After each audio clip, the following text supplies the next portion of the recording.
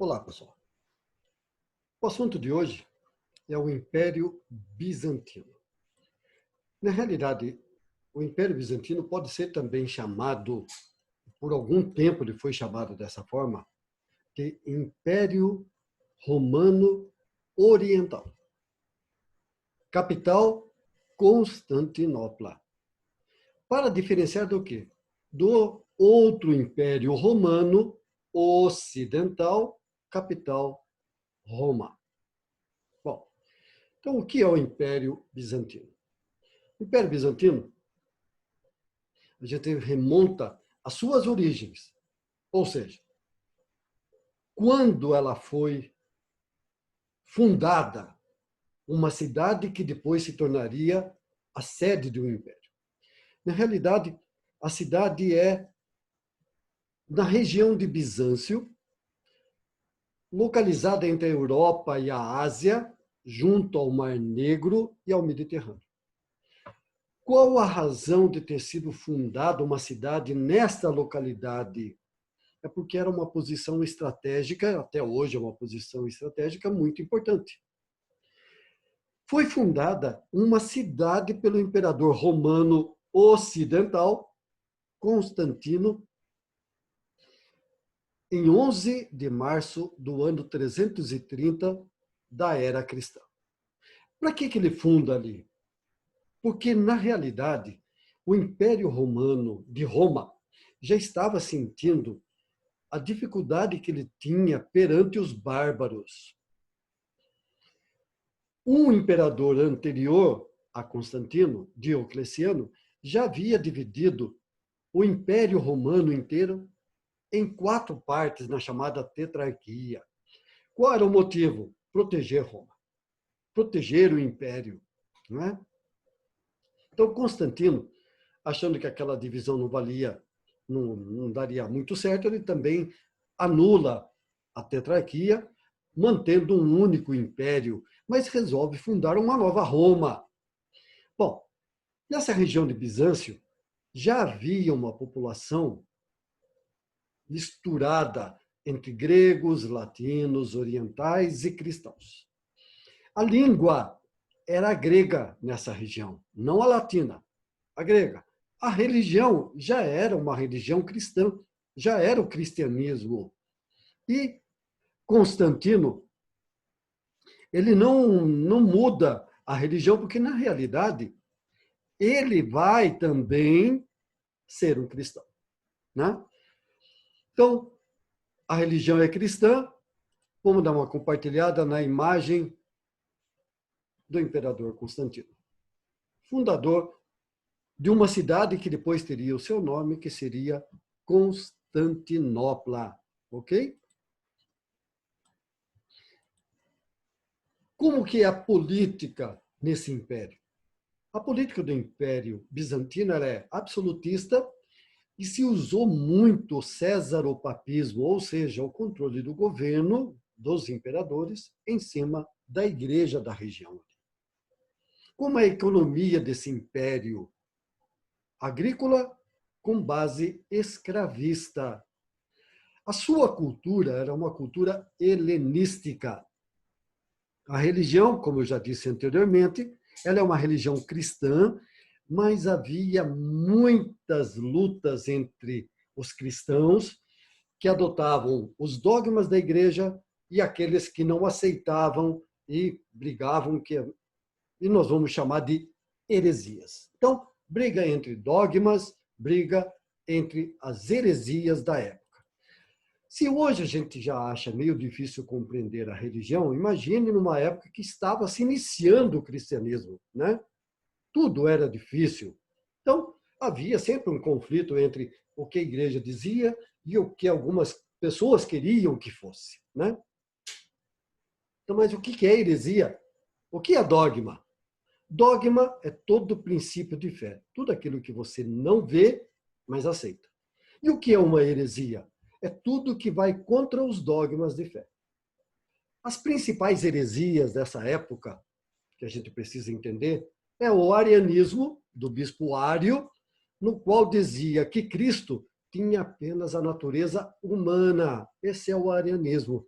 Para ele, não havia, enquanto Jesus na Terra, não havia natureza divina em Jesus. Segunda heresia, nestorianismo, do patriarca de Constantinopla. Dizia que Cristo tinha as duas naturezas, mas não se fundiam. Às vezes era só homem, outras vezes era só Deus. Então, esse Deus não se fundia à natureza humana. E o monofisismo, que já dizia outra coisa. Admitia que Cristo era Deus. Em todos os momentos era Deus, não era o homem. Então, essas são as heresias que surgiram no início do Império Bizantino. A figura mais importante que nós temos que entender desse Império Bizantino, o imperador mais importante é Justiniano, que vai governar o Império Bizantino por volta dos anos 500. Foi um governo absolutista, ele tinha o controle da religião pelo césaropapismo, né? E muitas vezes ele estava tão ligado à religião e queria evitar brigas, ele construiu uma igreja, a igreja de Santa Sofia, ou Santa Sófia, para se dar bem com as pessoas que lutavam pelos dogmas e outras pelas heresias. E teve na sua esposa Teodora, essa mulher teve uma grande influência na vida e no governo de Justiniano. Tanto é que a importância dela foi tão grande que houve uma revolta dentro do hipódromo onde estavam para ser feitas algumas apresentações e haviam dentro as pessoas que foram assistir essas apresentações no hipódromo, havia o Grupo Azul, que eram os católicos ortodoxos, a aristocracia fundiária, e havia o Grupo Verde, os monofisistas, né, que achavam que Deus só tinha uma única, Jesus tinha uma única, era só Deus, né, o monofisismo, e esse Grupo Verde também estavam os artesãos e os comerciantes. E é justamente aqui que vai ter uma briga, onde um grupo tentando ver se o imperador apoiava o seu grupo, ele solta uma pérola de uma heresia.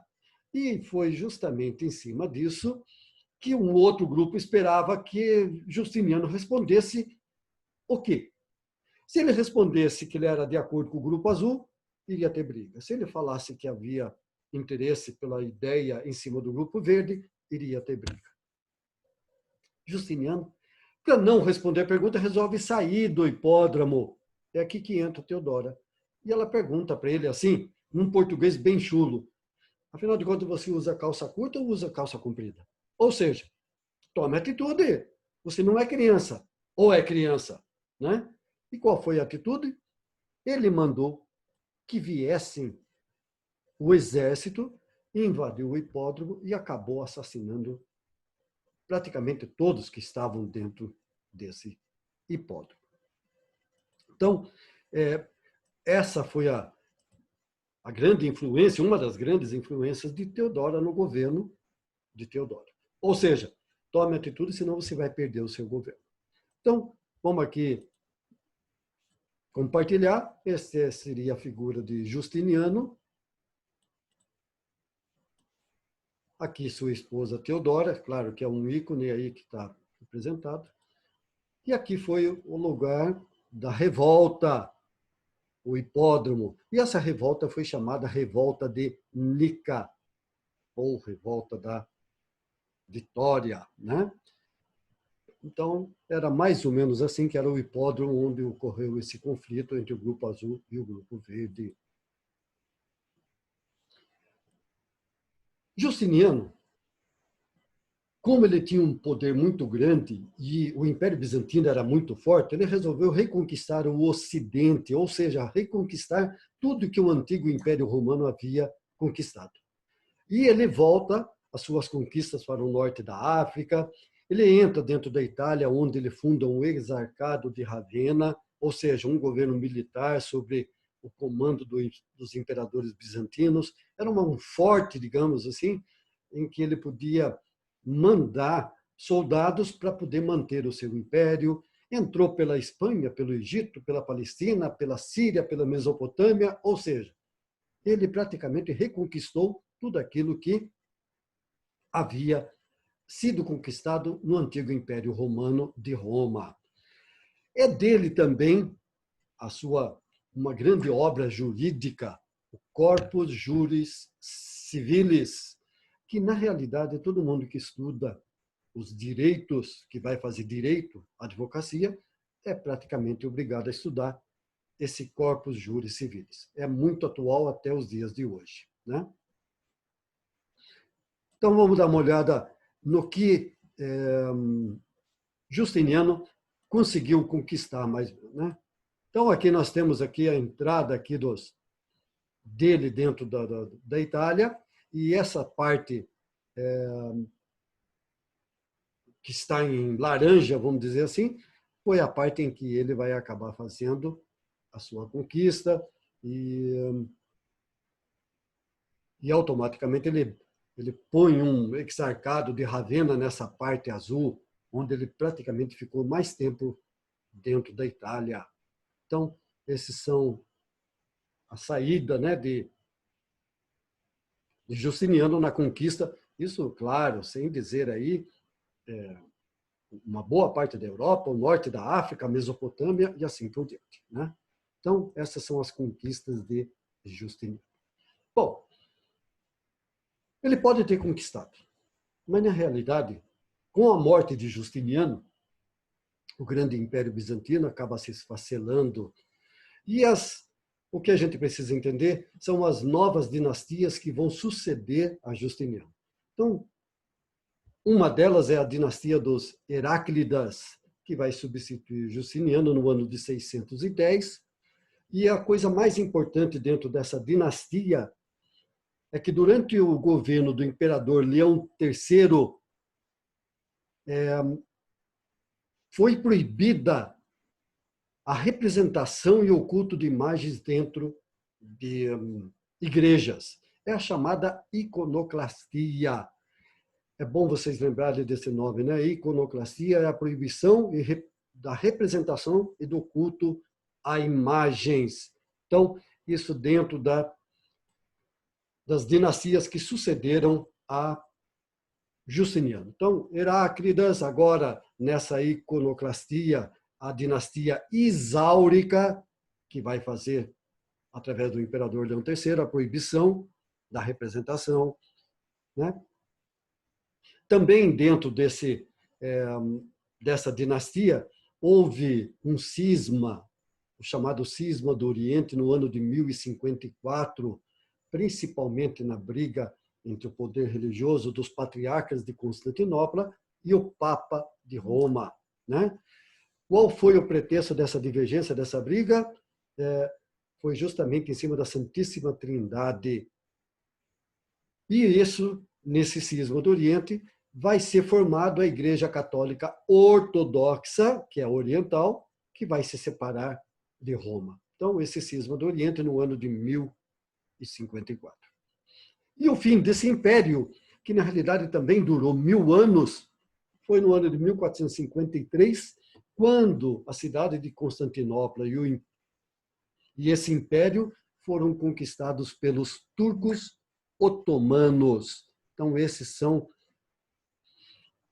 as coisas mais importantes que a gente deve lembrar deste Império Bizantino, né? Então, apenas para a gente ilustrar, a queda de Constantinopla, conquistada pelos turcos otomanos no ano de 1453, que também acarreta o fim de uma era, né? O fim de uma idade cronológica, né? Vai acabar a Idade Média e vai dar início à Idade Moderna. Você vê como o Império Romano Oriental foi importante, né? Muda-se uma idade, da mesma forma que aconteceu com o Império Ocidental. Na conquista de Roma, acabou a Idade Antiga, começou a Idade Média. E agora, com o Império Bizantino, acaba a Idade Média, começa a Idade Moderna. Ok, pessoal? Então, é mais ou menos isso que a gente tinha a dizer do Império Bizantino. Até a próxima.